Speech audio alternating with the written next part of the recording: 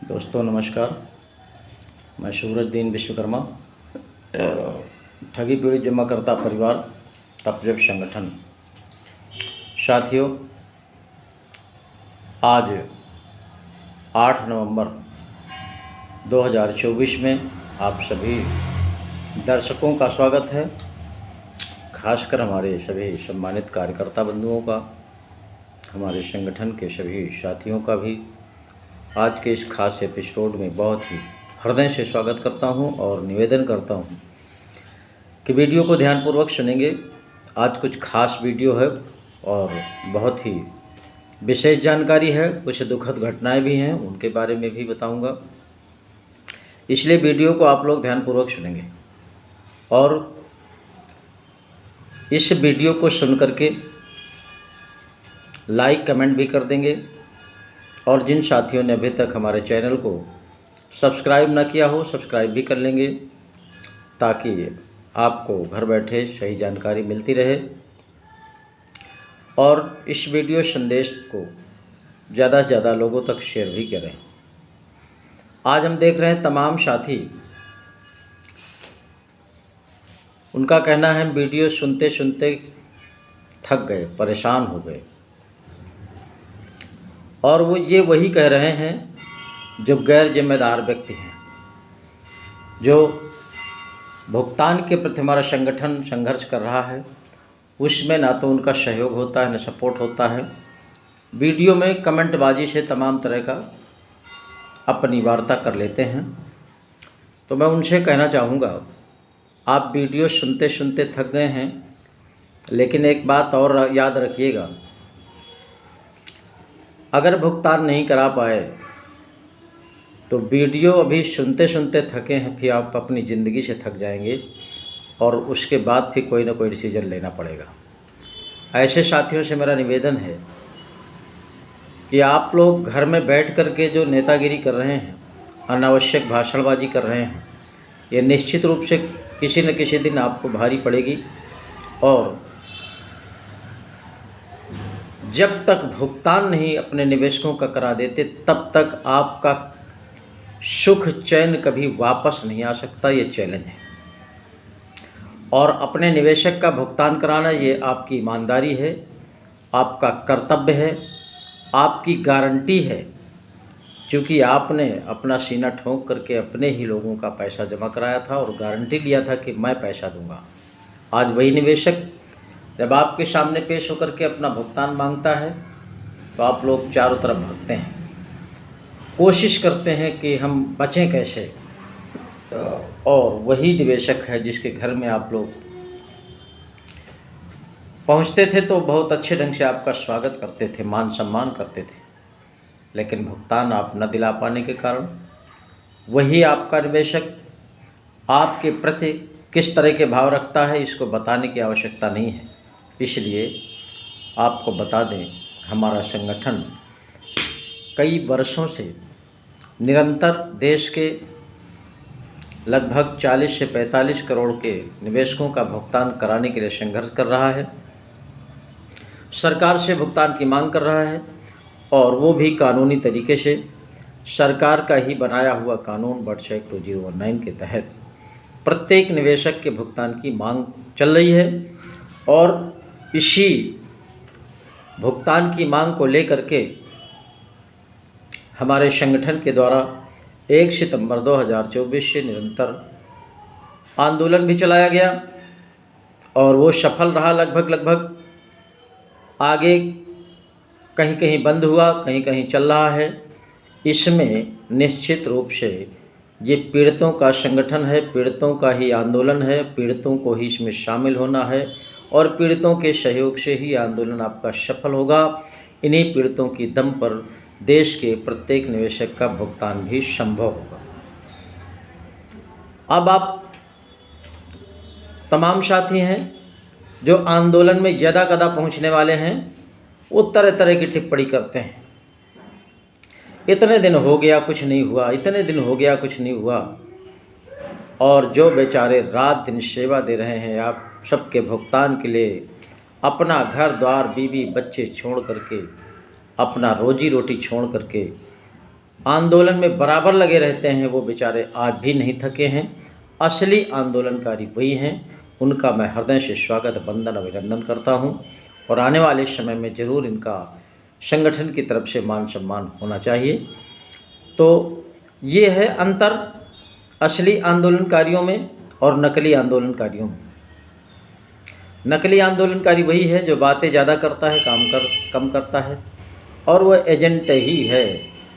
Agent ही ऐसी चालाकी अपने दिमाग का उपयोग करते हुए, तरह तरह के बहानेबाजी करते हुए आंदोलन से दूर रहा है। आज फतेहपुर जनपद में भी आंदोलन के माध्यम से भुगतान पटल की स्थापना हुई कलेक्ट्रेट में, और वहां आवेदन जमा भी हो रहे हैं, आज भी हो रहे हैं। लेकिन जो काम करने की पहले स्थिति थी वो आज कमज़ोर है। इसलिए कमज़ोर है कि बहुत से साथी आंदोलन ख़त्म करके अपने अपने घरों में बैठ गए और बिल्कुल वीराना छोड़ दिया। कौन कहाँ से आया है, कहाँ जमा कर रहा है, इससे कोई मतलब नहीं, दूर दूर तक रिश्ता ख़त्म कर दिया। इसी का नतीजा है अधिकारी लापरवाही करते हैं, कर्मचारी लापरवाही करते हैं। उनको पता चल गया है कि आंदोलन समाप्त हो गया है, धरना समाप्त हो गया है, अब इनका कोई वजूद नहीं बचा है, इनके धरने में कोई महत्व नहीं है। इसलिए अधिकारी भी अपनी मनमानी करते हैं और सरकार तो पहले से भी मनमानी कर रही है, लेकिन भ्रमित भी करती जा रही सरकारें। उनसे भी सबको बचने की आवश्यकता है। और जो साथी कानून पर उंगली उठाएंगे, जो साथी कानून पर विश्वास नहीं करेंगे, निश्चित रूप से वो आगे आने वाले समय में धोखा खाएंगे। आपको सरकार बेवकूफ़ बना सकती है, नेता बेवकूफ़ बना सकते हैं, कानून और अधिकारी बेवकूफ़ बना सकते हैं, लेकिन आपके भुगतान का गारंटी वाला कानून बर्ड्स एक्ट 2019 ये एक संविधान का हिस्सा है और आपका ये अपना अधिकार है। इसी कानून के तहत एक एक पाई से आप भुगतान प्राप्त करेंगे। जिस दिन आप अपने आप को ये जान लेंगे कि नहीं, प्रत्येक निवेशक का ये अधिकार है, इसी अधिकार के तहत हमारा भुगतान होना है, भारत सरकार का ही बनाया हुआ कानून है। जिस समय ये कानून बना था उस समय भी यही सरकार थी, आज भी वही सरकार है। इसलिए इस कानून को लागू कराना सरल काम है और कार्यकर्ताओं को एकजुट होने की आवश्यकता है, जनमत तैयार करने की आवश्यकता है।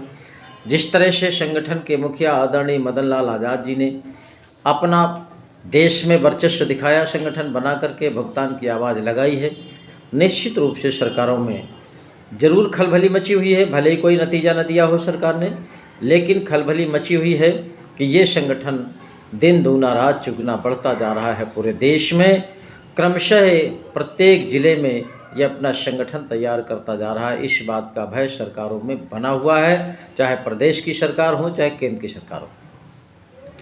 इसलिए आप सभी से मैं निवेदन करूंगा, खासकर संगठन के पदाधिकारियों से, आप लोगों ने जिस विश्वास के साथ लोगों से वादा लिया था कि हम आंदोलन शुरू करेंगे और समाप्त तभी करेंगे जब हम प्रत्येक निवेशक का भुगतान करा लेंगे, इस विश्वास के साथ आप लोगों ने आंदोलन शुरुआत किया था और वही विश्वास अपने निवेशकों को, कार्यकर्ताओं को बनाए रखने के लिए आपकी जिम्मेदारी है। आप लोगों का ये कर्तव्य है कि आंदोलन प्रतिदिन किसी न किसी माध्यम से प्रदर्शन करते रहें। ये परम कर्तव्य सभी साथियों का बनता है।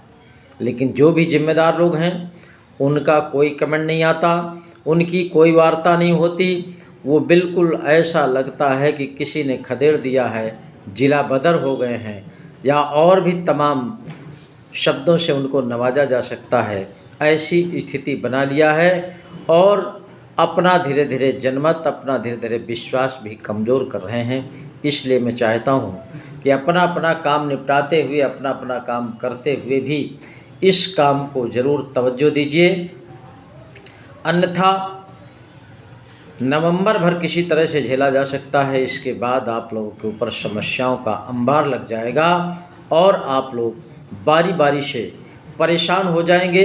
पुलिस प्रशासन भी परेशान करेगा, निवेशक भी परेशान करेगा।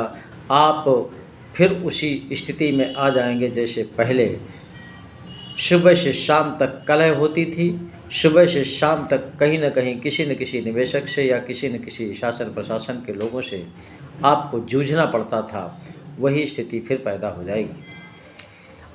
बहुत से साथी निवेशकों से जो दूरी बना रहे हैं, उनसे भी मेरा निवेदन है कि आप अपने निवेशक से कांटेक्ट में रहिए, उनका फार्म भरवाइए, अपने अपने ज़िले में जहाँ भी पटल खुला हुआ है उनका आवेदन कराइए, उनका सहयोग करिए, सपोर्ट करिए, ताकि उनको पता चल सके कि हमारा भुगतान कहाँ से मिलेगा और किस कानून के तहत मिलेगा।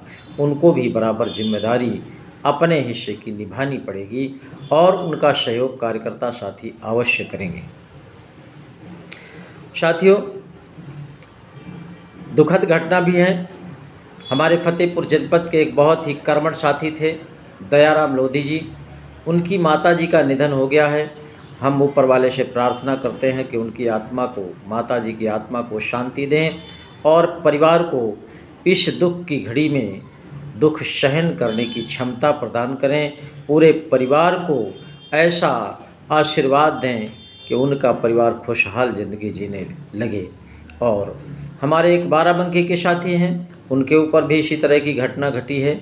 उनको भी हम श्रद्धा सुमन अर्पित करते हैं और प्रार्थना करते हैं ऊपर से कि उनके परिवार को इस दुख की घड़ी में सहनशीलता बनाए रखें और उनका भी परिवार भगवान कुशलता की ओर ले जाए।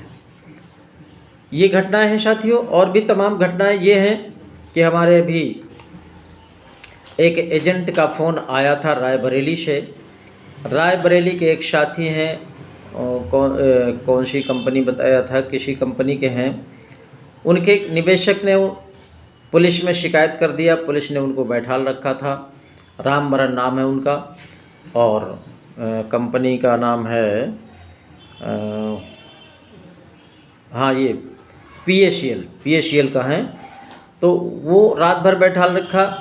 उसने किसी तरह से आज सुबह मेरे पास फ़ोन किया, मैंने दरोगा से बात किया, दरोगा को पूरी बात बताई, उनको बताया कि हमारा आंदोलन बराबर चल रहा है और ये भुगतान भारत सरकार के बनाए हुए कानून वर्ष 2019 के तहत होना है। उसके आवेदन हो रहे हैं, सब जगह हो रहे हैं और इनको आवेदन कराइए, ना कि एजेंट को बैठा लेंगे तो भुगतान की लड़ाई कौन लड़ेगा। निवेशक से भी मेरी बात कराई गई, उससे भी मैंने बात किया। अंततः परिणाम ये हुआ कि उस एजेंट को सकुशल पुलिस ने छोड़ दिया और वो अपने निवेशक के साथ अपने घर पहुंच गया। लेकिन उस एजेंट ने साफ साफ बोल दिया कि मैं आज तक किसी भी संगठन में नहीं गया, लेकिन आज के बाद मैं संगठन ज्वाइन करके और सबके भुगतान के प्रति संघर्ष करूंगा। तो इस तरह से तमाम एजेंट साथी इसी का इंतज़ार कर रहे हैं कि हमारे ऊपर जब समस्या आएगी तो हम देखेंगे। साथियों, निश्चित है कहीं ना कहीं आप भी इस दायरे में आएंगे और जब आएंगे तब आप संघर्ष करेंगे तो उसका क्या मतलब रह जाएगा। इसलिए पहले से पहले हमारे संगठन के माध्यम से संघर्ष करिए, आंदोलन चलाइए और आंदोलन को इस तरह से चलाइए कि जब तक भुगतान प्राप्ति ना हो जाए तब तक ये आंदोलन बंद नहीं होना चाहिए। सरकारों को भी पता चल जाए, ठगों को भी पता चल जाए और तमाम राजनीतिक दलों को भी पता चल जाए कि इन ठगों के भरोसे हमारी जो संगठन चलते थे, राजनीतिक दल चलते थे, सरकारें चलती थी। अब निश्चित रूप से जनता जाग गई है। गरीब जनता के पैसे से ये जो ठगाई हुई है, निश्चित रूप से इसको भुगतान देना पड़ेगा और इसीलिए वर्ष 2019 बनाया गया है। तो ये जानकारी आपको मैं दे रहा हूँ। दूसरा साथियों, एक और भी हमारे बाराबंकी से फ़ोन आया था। वो सहारा का बंदा था। उसने कहा कि हम संगठन में जुड़ना चाहते हैं, लेकिन मैंने बताया कि बाराबंकी में हमारा आंदोलन चल रहा है। चंद्रशेखर जी का नाम बताया, उनका नंबर दिया। श्यामलाल गुप्ता नाम का व्यक्ति था जिसने मेरे पास फ़ोन किया था। उसको चंद्रशेखर जी का मैंने नंबर दे दिया है, क्योंकि बाराबंकी के जिलाध्यक्ष चंद्रशेखर जी हैं। वो उनसे कांटेक्ट करके वहाँ पर संगठन में जुड़ जाएंगे। इस तरह से मैं फतेहपुर जनपद के साथियों से भी निवेदन करूँगा कि संगठन में ज़्यादा से ज़्यादा लोगों को जोड़ने का काम करें, ग्रुप में ज़्यादा से ज़्यादा लोगों को जोड़ने का काम करें, ताकि आपका आंदोलन इतना बड़ा हो सके कि देश में इतिहास रच जाए, देश में फतेहपुर जनपद का नाम रोशन हो जाए और निश्चित रूप से आने वाले समय में जब भी भुगतान की प्रक्रिया सरकार शुरू करे तो वो फतेहपुर जनपद से ही शुरू हो, ऐसा संकल्प लोगों ने पहले भी लिया था, आज भी लिए हैं। तो इसको पूरा करने के लिए सबको ईमानदारी से काम करना पड़ेगा। जय हिंद, जय भारत।